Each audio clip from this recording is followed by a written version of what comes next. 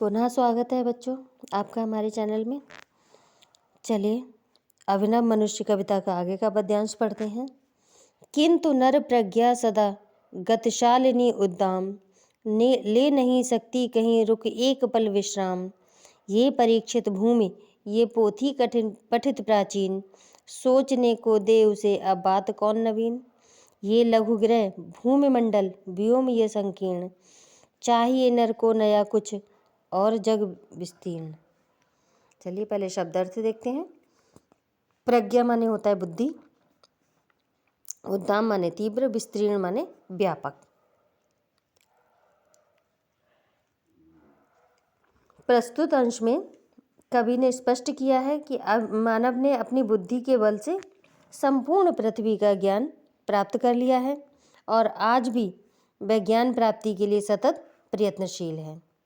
दिनकर जी कहते हैं कि किंतु नर प्रज्ञा सदा गतिशालिनी उद्दाम, मानव की बुद्धि सदैव तीव्र गति से चलती रहती है और वह एक क्षण के लिए भी रुकना नहीं चाहता, यानी उसकी बुद्धि कभी भी रुकती नहीं है, वह एक क्षण के लिए भी रुकता नहीं है, एक पल भी नहीं ले सकता कहीं, मतलब एक पल के लिए वो विश्राम भी कहीं नहीं ले सकता, नहीं ले सकती कहीं रुक एक पल विश्राम, वह एक क्षण भी रुक नहीं सकती और एक पल के लिए भी विश्राम नहीं लेती। ये परीक्षित भूमि ये पोथी पठित प्राचीन, मानव के सामने अब समस्या ये है कि वह अपने कदम किस ओर बढ़ाए तथा किस नवीन दिशा की ओर उन्मुख हो।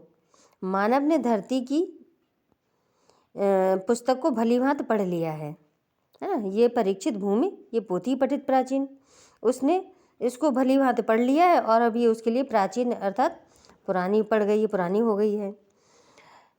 सोचने को दे उसे अब बात कौन नवीन, अब उसके चिंतन के लिए कोई भी नई बात शेष नहीं रह गई है। ये लघु ग्रह भूमिमंडल व्योम ये संकीर्ण, ये संपूर्ण भूमंडल उसके लिए क्या है, छोटा सा ग्रह बन गया है और ये विस्तृत आकाश अब उसके लिए सिकुड़ सा गया है, अर्थात सीमित हो गया है। संकीर्ण माने सिकुड़ना या सीमित होना। चाहिए नर को नया कुछ और जग विस्तीर्ण, अब तो मानव अपने लिए कोई नया क्षेत्र चाहता है, वह चाहता है कि उसे कोई नया और व्यापक संसार प्राप्त हो। इस प्रकार मानव नए और विस्तृत संसार को खोजने के लिए सतत प्रयत्नशील रहता है। चलिए बच्चों व्याख्या एक बार फिर से देखते हैं। दिनकर जी कहते हैं कि मानव की बुद्धि सदैव तीव्र गति से चलती रहती है, वह एक क्षण के लिए भी रुक नहीं सकती और एक पल के लिए भी विश्राम नहीं लेती। मानव के सामने अब समस्या ये है कि वह अपने कदम किस ओर बढ़ाए तथा किस नवीन दिशा की ओर उन्मुख हो। मानव ने धरती की पुस्तक को भलीभांत पढ़ लिया है और अब वह उसके लिए पुरानी पड़ गई है, अब उसके चिंतन के लिए कोई भी नई बात शेष नहीं रह गई है। ये संपूर्ण भूमंडल उसके लिए एक छोटा सा ग्रह बन गया है, ये विस्तृत आकाश अब उसके लिए सिकुड़ा हुआ सा हो गया है, अर्थात सीमित हो गया है। अब तो मानव अपने लिए कोई नया क्षेत्र चाहता है, वह चाहता है कि उसे कोई नया और व्यापक संसार प्राप्त हो। इस प्रकार मानव नए विस्तृत संसार को खोजने के लिए निरंतर प्रयत्नशील रहता है। चलिए बच्चों काव्य सौंदर्य देखते हैं।